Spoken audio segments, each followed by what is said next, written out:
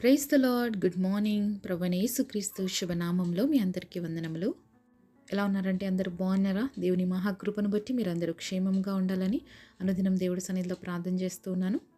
చిన్న ప్రార్థన చేసుకుందామా? పరిశుద్ధుడైన మా తండ్రి, నీ ఘనమైన శ్రేష్టమైన నామాన్ని బట్టి వందనాలు చెల్లిస్తున్నాం ప్రభువా. ఉదయకాల సమయంలో నీ స్వరాన్ని మాకు వినిపింప చేయండి నాయన. మాతో మాట్లాడండి, మమ్మల్ని దర్శించండి, నీ మాటల చేత బలపరచమని యేసు నామంలో ప్రార్థిస్తున్నాము తండ్రి. ఆమేన్. ఈరోజు దేవుని వాగ్దానము కీర్తనల గ్రంథము 103వ అధ్యాయము 2వ వచనం. నా ప్రాణమా యెహోవాను సన్నతించుము, ఆయన చేసిన ఉపకారములలో దేనిని మరవకము. Psalms chapter 103 verse 2. Bless the Lord, O my soul, and forget not all his benefits.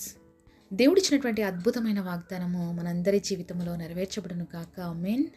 ఉదయకాల సమయంలోనండి దేవుడు మన జీవితంలో మరొక దినాన్ని ఇచ్చినందుకు మనము దేవుడికి కృతజ్ఞతాస్తుతులు చెల్లించవలసిన వారుగా ఉన్నాం. ఎంతమంది లేచిన తర్వాత ప్రార్థన చేశారండి?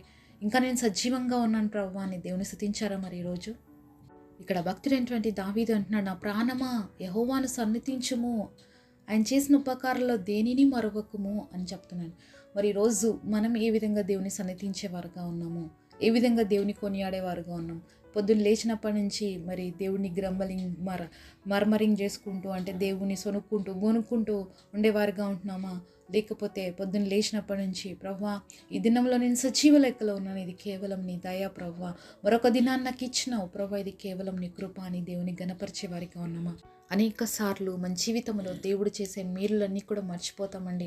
ఏదైతే మనం ఈరోజు ప్రార్థన చేసామో, నిన్న ప్రార్థన చేసామో అది ఇవ్వలేదని బాధపడుతుంటాం, కానీ ఎన్నో రోజుల క్రిందట మనం ప్రార్థన చేసి మర్చిపోయి ఉంటాం. కానీ అలాంటివి దేవుడు ఇచ్చినప్పటికీ కూడా కృతజ్ఞత లేని వారిగా చాలాసార్లు మన జీవితంలో మనం ఉంటున్నాము. అంతేకాకుండా మన ప్రాణం ఉంది, ఈరోజు మన శరీరంలో ఇంకా మనం బ్రతికి ఉన్నాం, సజీవంగా ఉన్నాం, మాట్లాడగలుగుతున్నాం, తినగలుగుతున్నాం, ఆలోచించగలుగుతున్నాం, మన పనులు మనం చేసుకోగలుగుతున్నాం. ఇంత గొప్ప శక్తి దేవుడు మనకి ఇచ్చినప్పుడు మనం దేవుణ్ణి స్తుతించాలి అనే విషయాన్ని చాలాసార్లు మర్చిపోతున్నామండి. ఈరోజు ఎంతోమంది అనారోగ్య పరిస్థితుల్లో హాస్పిటలైజ్డ్ అయి ఉన్నారండి. ఆక్సిజన్ తీసుకోలేని పరిస్థితుల్లో మరి ఆ యొక్క వెంటిలేటర్ మీదనో లేకపోతే ఎన్నో పరిస్థితులు వాళ్ళు ఇబ్బందులు ఎదుర్కొంటూ ఎంతో డబ్బును పే చేస్తూ హాస్పిటల్లో ఆక్సిజన్ తీసుకుంటున్నారండి. ఎంతోమందికి కిడ్నీస్ ఫిల్ట్రేషన్ లేక డయాలసిస్ చేపించుకుంటూ వాళ్ళ రక్తం అంతటిని కూడా ప్యూరిఫై చేసుకుంటూ దానికి డబ్బులు ఇచ్చి పే చేస్తున్నారండి. ఈరోజు మన శరీరంలో ఉన్న ప్రతి అవయవము కూడా చక్కగా పనిచేస్తుంది. మనంతకు మనంగా గాలి తీసుకుంటాం, మన కిడ్నీలు మనకు తెలియకుండానే ఫిల్ట్రేషన్ ప్రాసెస్ చేస్తున్నాయి, మన హార్ట్ తనంతకు తానుగా పంప్ చేస్తుంది. ఇవన్నీ మన జీవితంలో జరుగుతున్నాయంటే దీన్ని బట్టి దేవుని స్తుతించవలసిన వారుగా ఉన్నామా లేదా అనేది ఒకసారి ఆలోచించండి. అందును బట్టి మనం ప్రతిరోజు కూడా దేవుని స్తుతించవలసిన వారుగా ఉన్నామండి. కాబట్టి దేవుని స్తుతించాలి. ఏదో మన చిన్న చిన్న అవసరతలు దేవుడు తీర్చలేదనో, నువ్వు కోరుకున్న కోరికలు నీకు తీరలేదనో దేవుణ్ణి గొనిగేవారుగా సొనిగేవారుగా మనం ఎప్పుడు ఉండకూడదండి. ఎందుకంటే మరి గొనిగి సనిగి సంహారకుల చేత మరణించారు ఇశ్రాయేలు ప్రజల అరణ్యంలో.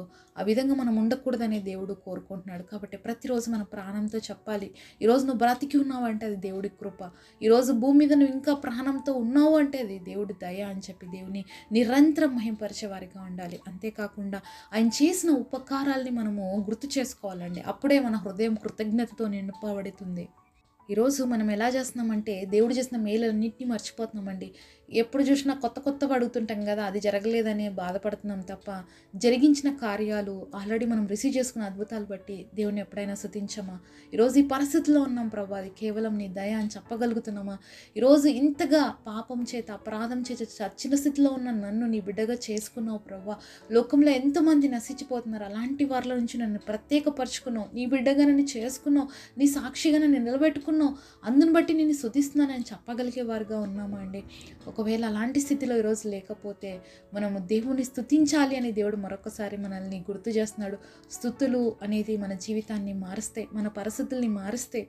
స్తుతి వల్ల అద్భుతాలు జరుగుతాయండి. మరి మనందరికీ బాగా తెలుసు మరి ఎరికో ప్రాంతంలో జరిగినటువంటి అద్భుతమైనటువంటి కార్యము. మరి ఎరికోలోకి వాళ్ళు వెళ్ళి యుద్ధంలో ఏమీ చేయలేదండి. ఆ ప్రాకారపు గోడలు కూర్చడానికి పెద్ద పెద్ద బాంబులు పెట్టి పెద్ద పెద్ద మషిన్స్ పెట్టి వాళ్ళు ఏం కూల్చలేదు. వాళ్ళు ఏం చేశారు? బూరలూదుతూ దేవుని స్తుతించారు ఆ రోజు. మరి ఆ యొక్క స్తుతి కేకల వల్ల గోడలు కూల్చబడ్డాయండి. ఈరోజు నీ జీవితంలో ఏమన్నా అడ్డుగోడలుగా నిలబడి ఉన్నాయా? అవి కూల్చబడలేని స్థితిలో ఉన్నాయా? మరి నువ్వు స్తుతించు దేవుణ్ణి. నువ్వు స్తుతించట ద్వారా ఎరికో గోడలు కూల్చబడినట్లుగా నీ పరిస్థితులు అనేటువంటి గోడలు కూడా కూల్చబడతాయి ఈరోజు. స్తుతించడం అనేది చాలా మంచిదండి. స్తుతించడం అనేది చాలా అవసరం. మరి ఒక చిన్న బిడ్డ ఉన్నాడు. వాళ్ళ అమ్మమ్మ క్రిస్మస్‌కి ఆ బిడ్డకు ఒక మంచి ఆల్బమ్ కొనిపెడతానని చెప్పిందనమాట. అయితే క్రిస్మస్ దగ్గరకొచ్చినప్పటికీ కూడా వాళ్ళ అమ్మమ్మ ఈసారి ఇంకా గిఫ్ట్ పంపించలేదు. మరి తనకున్నటువంటి ఫ్రెండ్స్ అందరూ మాకు ఈ గిఫ్ట్ వచ్చింది, ఆ గిఫ్ట్ వచ్చిందని చెప్పుకుంటున్నారు. కానీ ఈ బిడ్డకి మాత్రం ఇంకా రిసీవ్ కాలేదనమాట. సో, వాళ్ళ అమ్మ దగ్గరికెళ్ళి అమ్మమ్మ ఇంకా నాకు పంపియలేదమ్మా గిఫ్ట్, మరొక లెటర్ రాయనా అంటే పంపిస్తుంది లేరా అని చెప్తుంది. అయినా కూడా ఆ పిల్లోడు లేదే మమ్మీ నేను ఒక లెటర్ రాస్తానని చెప్పి వాళ్ళ అమ్మమ్మకు ఒక లెటర్ రాస్తాడు. అమ్మమ్మ నువ్వు నాకు స్లామ్ బుక్ పంపిస్తానన్నావు కదా, అందుని బట్టి నీకు థ్యాంక్స్ అని చెప్పేసి ఒక లెటర్ రాస్తాడు. వెంటనే వాళ్ళ అమ్మమ్మ దగ్గర నుంచి ఒక లెటర్ వస్తుంది. నాన్న నాకు గుర్తుంది, నీకు కావాల్సిన స్లామ్ బుక్ నేను వెతుకుతున్నాను కానీ అలాంటిది నాకు దొరకలేదు. మరి ఇప్పుడు నేను నీకు అమౌంట్ పంపిస్తాను, మనీ పంపిస్తాను, నీకు ఎలాంటిది కావాలో అలాంటిది కొనుక్కో, తర్వాత నీకు కావాల్సింది నేను కొనిపెడతాను అని చెప్పి లెటర్ వస్తుందన్నమాట. వాళ్ళ మదర్ షాక్ అవుతుందన్నమాట. ఎందుకంటే ఆ పిల్లోడు లెటర్లో ఏం రాస్తాడంటే అమ్మమ్మ నువ్వు పంపించినందుకు థ్యాంక్స్ అని చెప్పి రాస్తాడనమాట. వాళ్ళ అమ్మకి ఆశ్చర్యం వేస్తుంది. అదేందిరా స్లామ్ బుక్ రాకముందునే పంపించిన అంటే అమ్మమ్మ ఖచ్చితంగా పంపిస్తుంది కాబట్టి ముందే థ్యాంక్స్ చెప్పినానని. ఆ మాట చదివిన అమ్మమ్మ కూడా ఏమనింది, నేను ఆల్రెడీ ఆ ప్రయత్నంలో ఉన్నాను కానీ నీకు కావాల్సింది లేదు కాబట్టి నేను పంపించలేదని మనీని పంపిస్తుంది. ఒక మానవులే అంత ఖచ్చితంగా వాళ్ళు ఇస్తామన్న విషయాల్లో అంత కరెక్ట్గా ఉంటే మన దేవాది దేవుడు ఇంకెంత ఖచ్చితంగా ఉంటాడు అనే విషయాన్ని ఇక్కడ దేవుడు మనకి గుర్తు చేస్తున్నాడండి ఈ స్టోరీ ద్వారా. ఆ పిల్లవాడు వాళ్ళ అమ్మమ్మకి నువ్వు నాకు పంపిస్తానన్నావు ఇంకా పంపిలేదే అని రాసుంటే అది ఎలాగుండేది, అమ్మమ్మ నువ్వు పంపించినందుకు నీకు థ్యాంక్స్ అని రాయడం అనేది ఎలా ఉంటుంది. ఇదే డీలింగ్ అనేది దేవుడితో మనం ఉండాలి. ప్రతిదీ కూడా ప్రభా నువ్వు ఇచ్చినందుకు స్తోత్రాలు, నువ్వు చేసినందుకు నీకు కృతజ్ఞతలను మనం చెప్పగలిగితేనండి మన పరిస్థితులు మార్చబడతాయి. అందుకే విశ్వాసంతో మనం ఏది అడిగినా కూడా దేవుడిస్తాను అని చెప్పి ప్రామిస్ చేశాడు. కాబట్టి మనము ప్రతి ప్రామిస్ని మనము క్లెయిమ్ చేసి అడిగేటువంటి గొప్ప ఆధిక్యత దేవుడు మనకి ఇచ్చాడండి. ప్రతి ప్రామిస్ గ్రంథ వాగ్దానాలన్నీ కూడా మనవే, ప్రతి అధ్యాయం ప్రతి వరుస వచనం మనదే. దేవుడు మనకు ఆల్రెడీ ఇచ్చాడు. మనం క్లెయిమ్ చేసుకుంటే అవన్నిటినీ కూడా మనం రిసీవ్ చేసుకుంటాం. మనందరికి బాగా తెలుసు దేవుడు మాట ఇస్తే తప్పడు. ఆయన మాటలో సున్నైనను పొల్లైనను పోదన్నాడు. భూమి ఆకాశంలో గతించిపోతాయేమో కానీ నా మాటలో మరి సున్నా పొల్లు కూడా పోదన్న దేవుడు ఇన్ని అద్భుతమైన వాగ్దానాలు ఇచ్చినప్పుడు మనం ప్రతిరోజు వాటిని క్లెయిమ్ చేసుకుంటే, ప్రతిరోజు వాటిని రిసీవ్ చేసుకొని ఇది నాకే, ఇది నా సొంతం, ఈ ప్రామిస్ నాకే ఇచ్చాడు దేవుడు నువ్వు చెప్పగలిగితే, నేను చెప్పగలిగితే ప్రతి అద్భుతం అనేది మనమే చూడగలుగుతామండి. కాబట్టి ఈరోజు మన ప్రాణంతో చెప్దాం, ప్రతిసారి దేవుని స్తుతించడం నేర్చుకుందాం. సొనగడం గొనగడం కాదు మనం చేయాల్సింది. అయ్యా నువ్వు చేసినందుకు నీకు స్తోత్రాలు, నువ్వు ఇచ్చినందుకు నీకు స్తోత్రాలు అని చెప్పితే తప్పకుండా మనము ఆ యొక్క అద్భుతమైనటువంటి జవాబుని దేవుడి దగ్గర నుంచి పొందుకుంటాము. అంతేకాకుండా కృతజ్ఞతతో మన హృదయం నింపబడుతుంది. దేవుడు ఎన్నో మేలు చేశాడండి మన జీవితంలో, అవి మనకి తలంపుకు కూడా మనం ఆలోచించలేము. అంత గొప్ప కార్యాలు మన జీవితంలో చేశాడు. మనం ఎంత దేవుని స్తుతించినా కూడా మనం రుణస్థులమైన విషయాన్ని గుర్తుపెట్టుకుందాం.